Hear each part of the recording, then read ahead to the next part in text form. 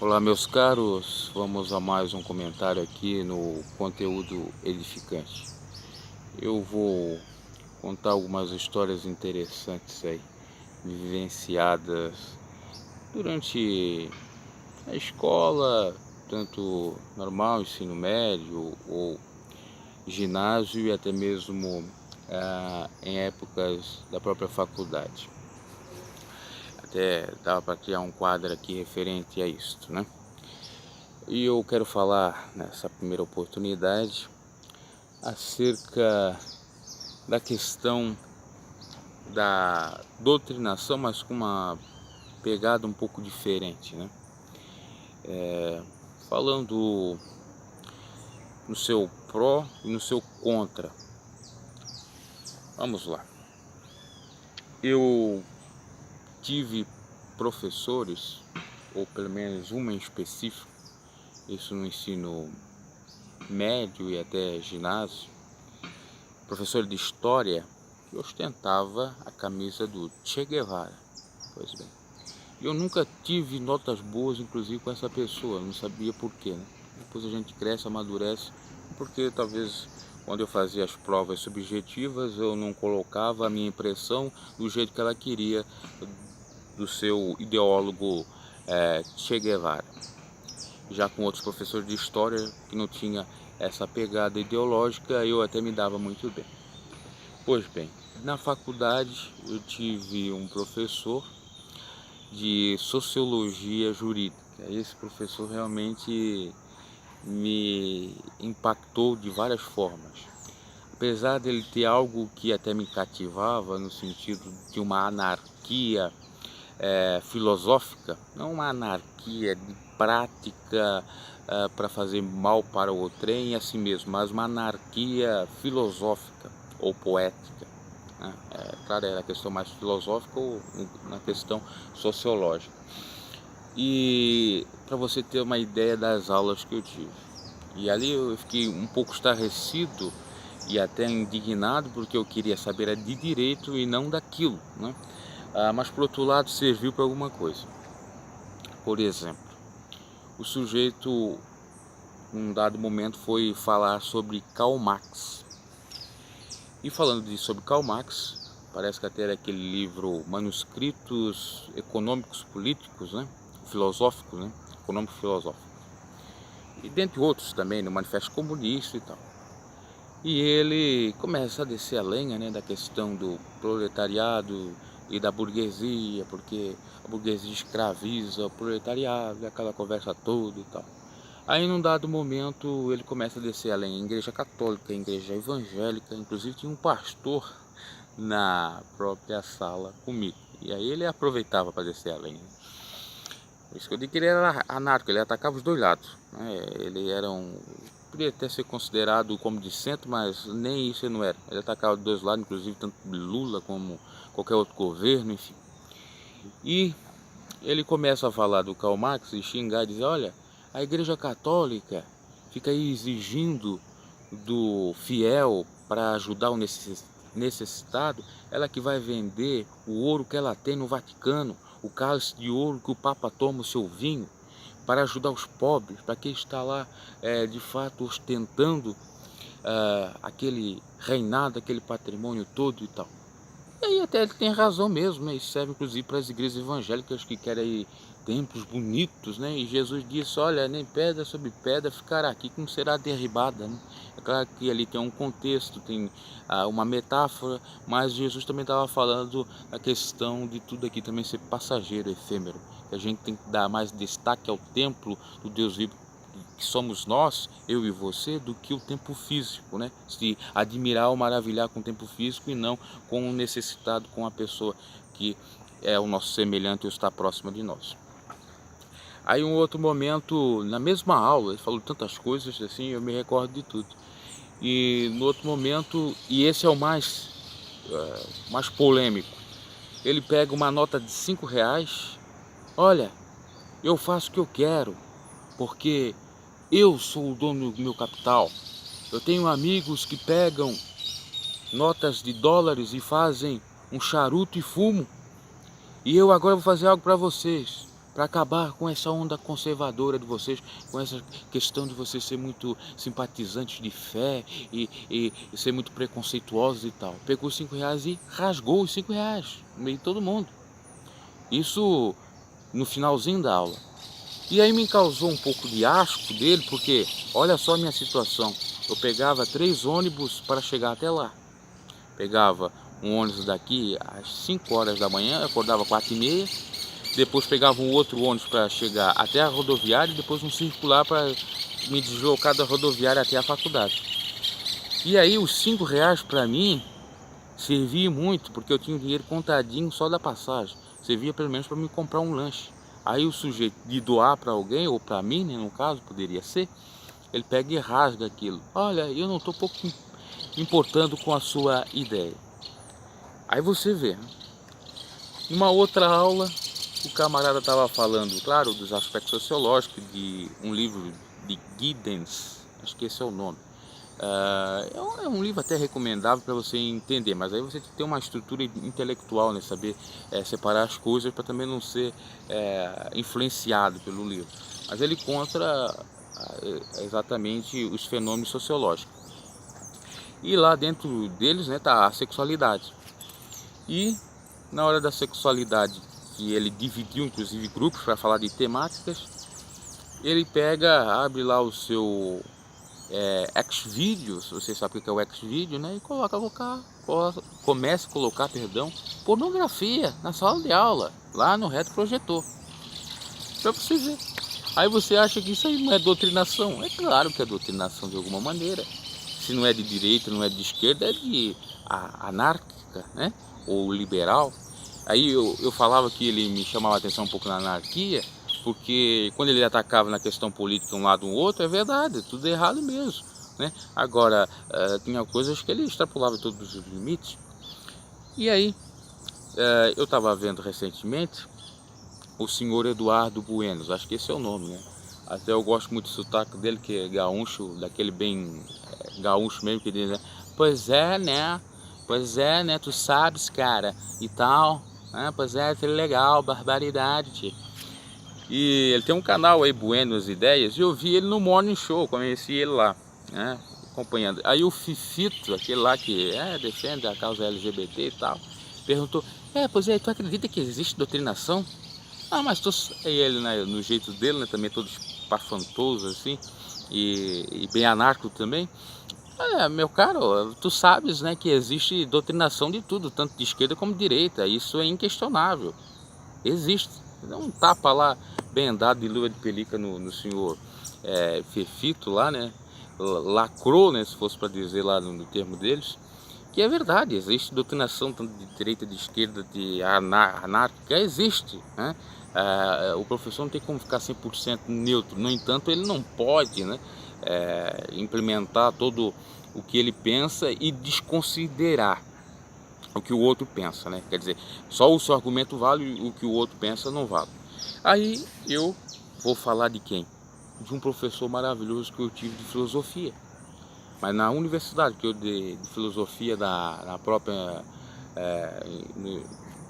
na escola pública, no ginásio, ensino médio, não era lá aquelas coisas, inclusive era um sujeito contra a religião e tal, contra a fé dos outros, zombava da fé dos outros, da fé evangélica. Aí o evangélico, quando vai para arrumar o microfone, ele diz glória a Deus, né? Glória a Deus, zombando naquela época aí, mais de 10 anos, porque o povo evangélico sofreu uma fase aí que era só zombaria, né? Aí começaram a progredir, estudar e se engajar na sociedade. Agora tem respeito, inclusive dos políticos, né? Não, nós vamos lá na tua igreja, vai ganhar voto, né? Agora tem. Outrora eram os relezões aí, né? Eram os desprezados, chinelões e tal. Então esse sujeito é muito preconceituoso, né? Ainda tem até o sobrenome de PC, né? PC já te remete a PC aí. PC nada, né? E até lembra aquele lá, né? PC Cirqueira, né? E esse professor muito bom, e ele era ateu, no entanto, ele respeitava a fé de qualquer um. Claro que ele teve uma punição da própria instituição, uma vez que teve uma discussão com gente que processava alguma tipo de fé, aí ele deu uma mudada. Ele mesmo confessou isso. Não sei exatamente o posicionamento dele, talvez seria de centro, porque eu fiz alguns questionamentos e ele não me refutou. Enfim, eu admirei ele muito. Era uma sala de 15, 20 alunos no máximo, e eu fui o melhor aluno dali. E os outros ficavam quebrando a cabeça, meu Deus, como é que nós vamos passar? E teve gente que rodou, que passou no sufoco. Meu Deus, como é que a gente vai ler uma... Porque ele pedia assim, ó, você lê uma obra, né? Ou seja, um estrofe, um capítulo, e eu quero que você comente, que você faça uma reflexão para o cotidiano. Quer dizer, você pega um caso, né? E tenta fazer a adequação ou adequar ao cotidiano, fazer uma reflexão, uma associação paralela. E eu já estava meio que craque nisso, porque sempre tive vontade de ser jornalista, e fazer comentários e fazer exatamente algumas reflexões. Para mim foi batata. Aí as pessoas ficavam dizendo, mas esse sujeito ali tem mais tempo. Eles achavam que eu até não trabalhava na época, eu não fazia bicos. E nem sabia que eu acordava 4 horas da manhã para estar lá na aula às 8 horas da manhã, enquanto eles moravam ali próximo, né? Iam de a pé, eu tinha que pegar 3 ônibus. E aí, não consegui, mas ele sempre colocar aquele argumento de ônibus. Não, o cara não consegue porque tem uma facilidade, né? Tem tempo. Nós não conseguimos porque não é o fato, né? A preguiça mental de raciocinar, de fato refletir. E ele dava inclusive tempo para você falar no meio da própria aula, né? De devagar no meio da própria aula, de refletir e tal. E quem pudesse fazer isso conseguiria ter algum êxito. Então ele me mandava e eu fazia. Teve um dado momento que eu fiz uma reflexão acerca de cotas, né? Cotas tanto socioeconômicas como cotas racistas, né? Ou cotas para negros. Não é racista, é cota para negro na realidade. Aí o que ocorre?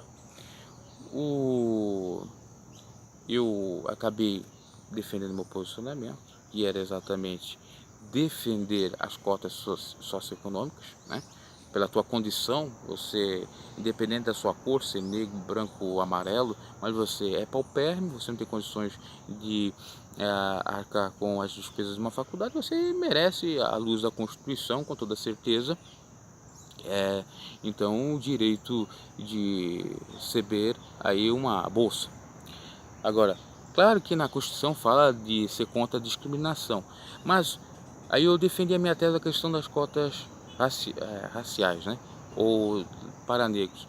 Ora, exatamente dar cota para eles é fazer a discriminação. Não, ele ganhou porque ele é negro, ou ele ganhou porque ele é pardo, amarelo, albino, não está fazendo ali. Agora, socioeconômica, não, ele ganhou porque ele é pobre, não, porque realmente necessitado. Aí é um outro patamar, a gente vive uma desigualdade tamanha, inclusive isso poderia abarcar, obviamente, tanto pretos, brancos, etc.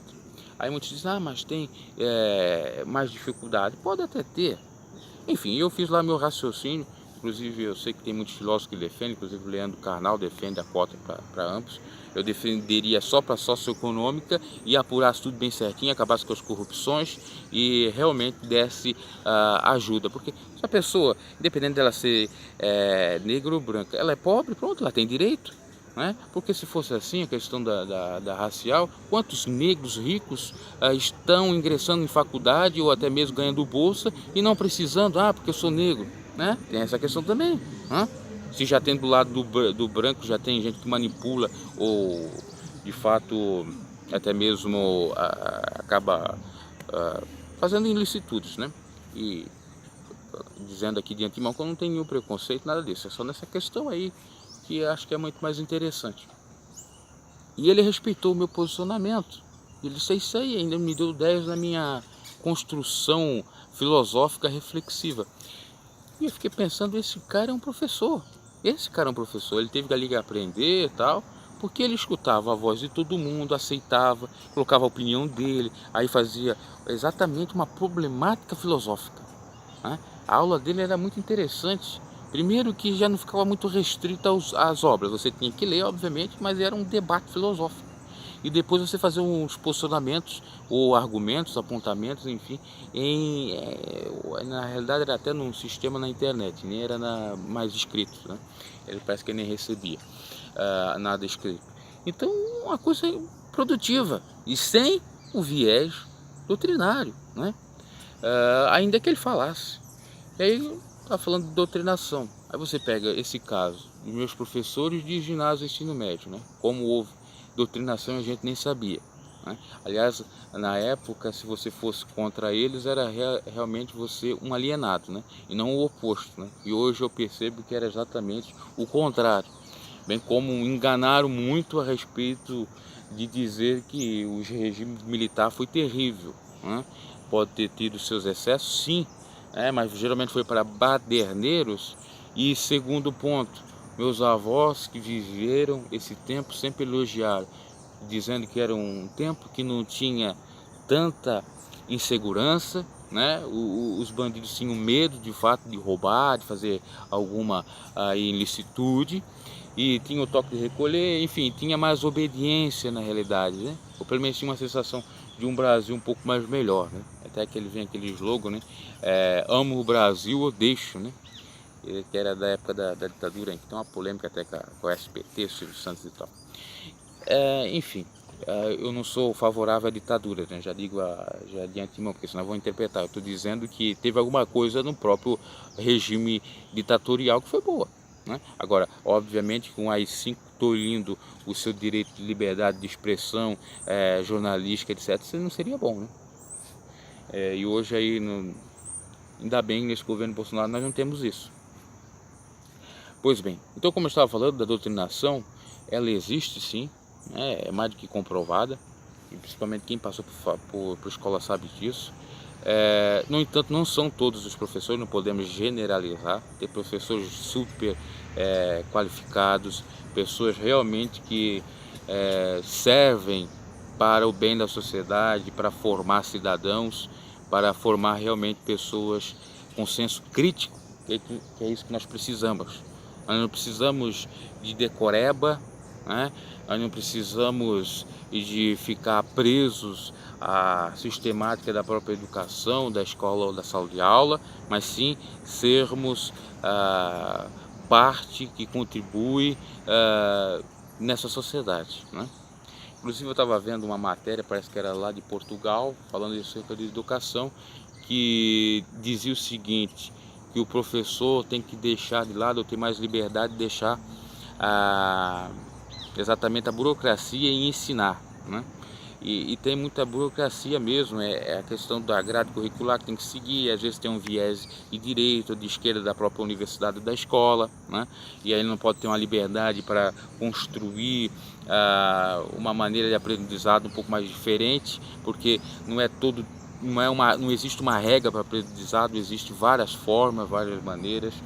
Inclusive eu aprendi muita coisa de modo autodidata, não teve um pedagogo para mim chegar e dizer, olha, isso tem que fazer. Aliás, parece que quando chegava para dizer alguma coisa, eu teimava e não fazia. Inclusive eu me lembro na época da minha alfabetização, que eu não aprendi absolutamente nada com uma professora cruel que eu tinha, que andava com uma régua desse tamanho, andando ali, e tinha alunos repetentes, e ela não dava bola para todos, fazia acepção de pessoas, o filhinho do papai era mais visto e o que não era e tal. E aí acabou me rodando. A outra professora que veio, já até contei aqui no canal, me elogiou e muito, né, dizendo que por que você rodou? Você sabe tudo. Mas por que eu sabia de tudo? Porque de fato o processo de alfabetização não foi na escola, foi em casa, inclusive a minha mãe que fez isso.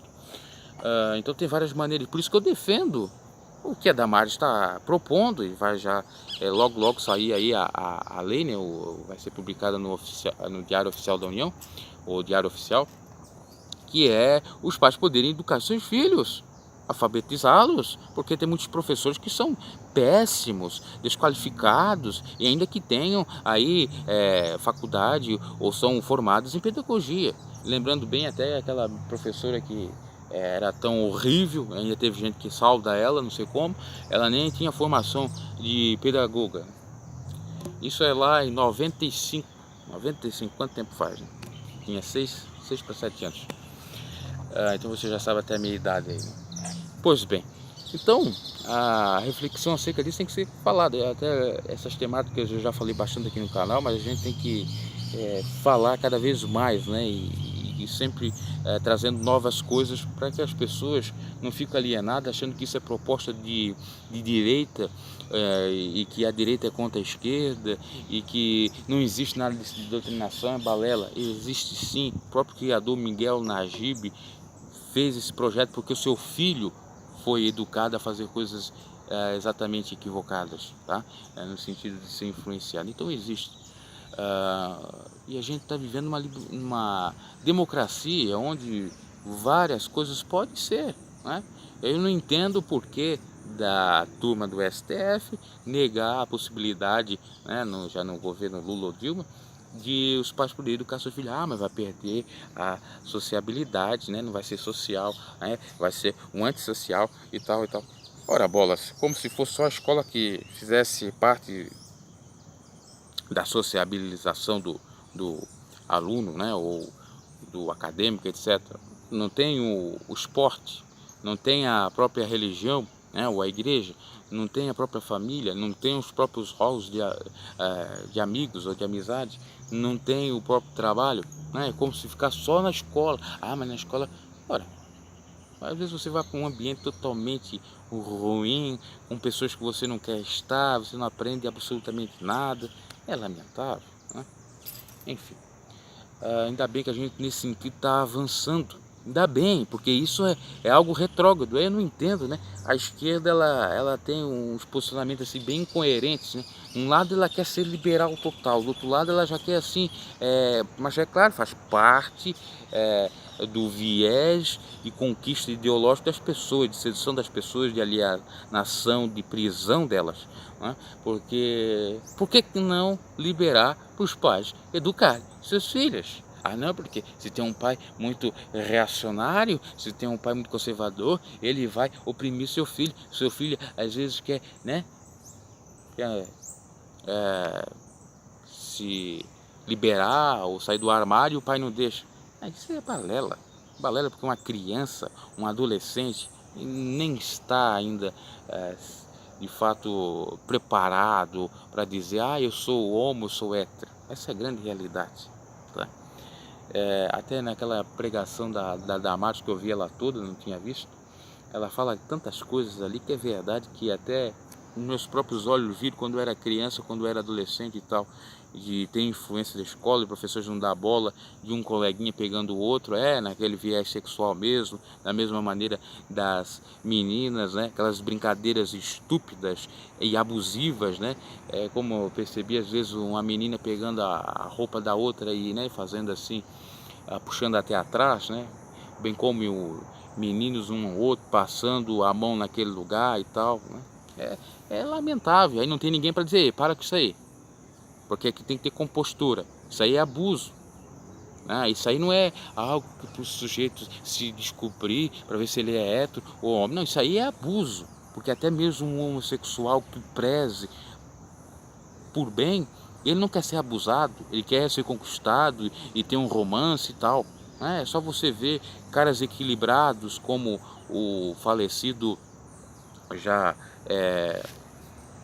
Clodovil, né, e tantos outros aí que eram homossexuais, mas não queriam fazer da sua orientação sexual, opção sexual, uma causa, e não queriam implementar de goela abaixo aí o seu posicionamento e tal, né? Ele queria ser respeitado como qualquer indivíduo, cidadão, independente da questão dele homossexual, e é isso que tem que ser feito, né? É isso que tem que ser feito.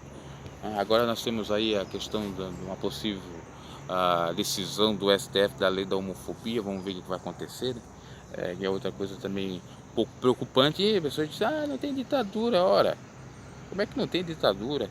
Uma espécie de tentativa de ditadura gay. Só ver as falas aí de alguns deputados lá dizendo: eu quero rasgar essa Bíblia, eu envio essa Bíblia no meu ânus, eu envio esse pastor não sei o que, tudo lá na própria Câmara de Deputados. Meu Deus, absurdo, absurdo.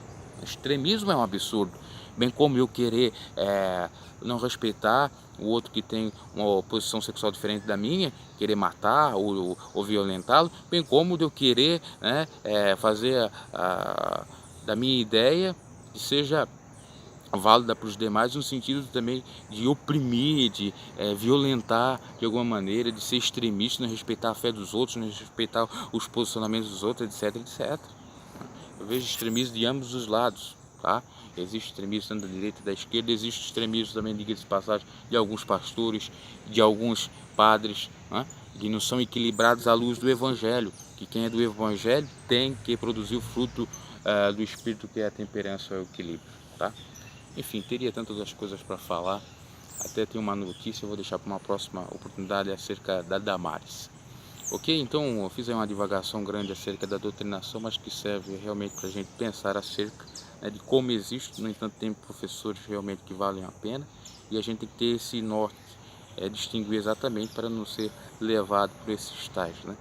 Porque senão é tudo debalde, tudo em vão. Às vezes eu ficava pensando com relação àquele professor de sociologia, por que eu tinha que comparecer na aula dele, se já não me trazia nada do que eu queria, que era do âmbito jurídico. Ok, deixe o seu like, se for aventura no canal, se inscreva e comente. Até a próxima.